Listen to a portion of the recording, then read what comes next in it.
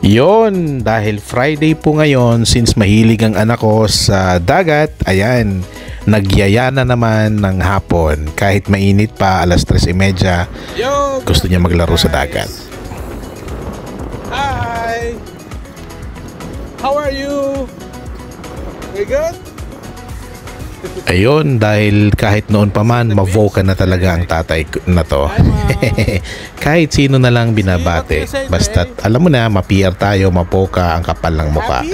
So ayun mga kaibigan, ito po yung typical na weekend naming magtatay.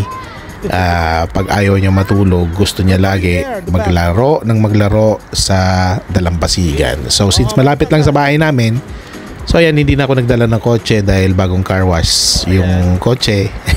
Alam niyo na, may hirap na sa buhangin. So ayan yung anak ko, excited lagi. May dala pa siyang shovel niya at isang bottled water para daw makapaglaro. So simple lang ang buhay namin bilang OFW yung tatay. Insert si ate and kuya. Ayan, since wala nga sila dito, halos kami lang lagi. Yung nanay niya naman nasa trabaho pa, mamaya pa ang thing nun, mamaya pang uwi. So ngayon, papakita ko sa inyo, ganito lagi kami every weekend, every Friday afternoon. So God bless inyong lahat. Enjoy your day, enjoy your weekend.